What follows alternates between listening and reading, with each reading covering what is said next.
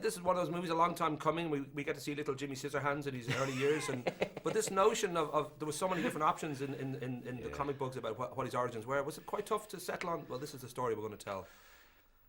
I would like to say yes, but no, because admittedly, my first instinct was to do the Japanese story, about that's the story I love. But David Benioff, when I met with him at a bar in LA, and Benioff is a great writer. He's done many great films, great character writer, but he happens to be a massive Wolverine fan. He knows more than I would say anybody on the planet.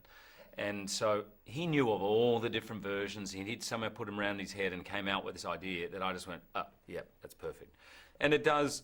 There's a very famous comic, one of the versions, the Origins series, the most famous is what we draw on heavily. And then there's some liberties taken with it. Well, young David, I know like 25th Hour, he's written many movies, as you say, and he went for an R-rated kind of script, but he knew that it wouldn't be an R-rated movie. Right. I don't know whether there was a long process then of sort of, we want to make this, as obviously as interesting and as adventurous as possible, but how dark do we go? Because we are dealing with a guy who goes through some sort of hell, really.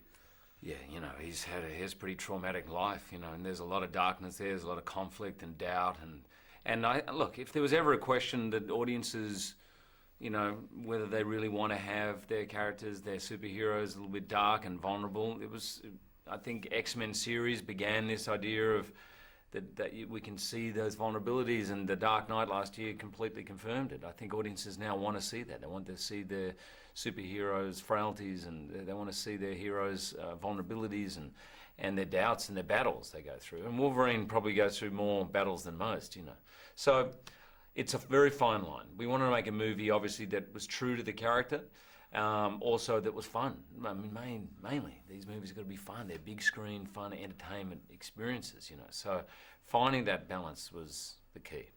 I should mention too that one of the biggest movies of the year, I think the expectations are huge on this, and I think it will be a big success. But obviously on the 31st of May, there was that shock of an early version of the movie being leaked onto the internet, and I know a Fox blogger, he had a premature evaluation and he got fired. And I don't know for you, that moment that you found that out, whether there was you don't look like a man who swears, but I don't know whether you managed to throw out an expletive when you realised that it happened with the Hulk as well a few years ago. But those sort of moments, do they? I can swear, mate. I don't mind it. I don't mind a bit of swearing.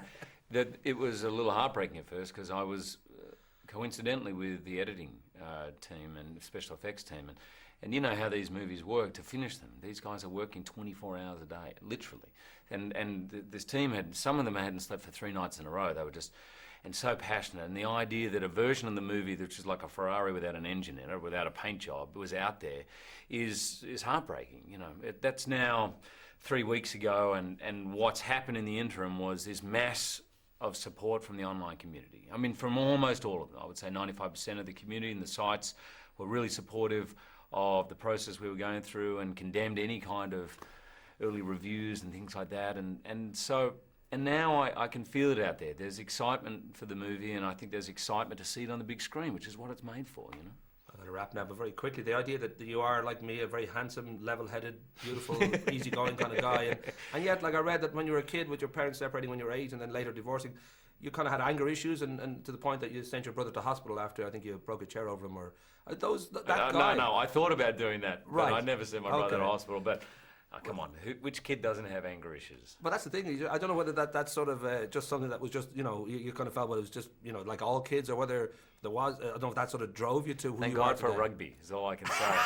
I got a lot of my angst out on the rugby field, Right. I used to love rugby playing, and I was like, my hero was Jean-Pierre Rives, the French, I don't know why, I was an Australian kid, but this picture of this guy who never finished a game without blood pouring down his face. That was, if there wasn't blood coming from somewhere in my body, I was disappointed that I hadn't played hard enough. So I think I got a lot of my angst out on the footy field, Cool. Well, we'll take in the Irish rugby team if ever you need the space. All right. Cheers, son. Thanks, mate. And well done. Great movie again. Good on you, mate. Thanks.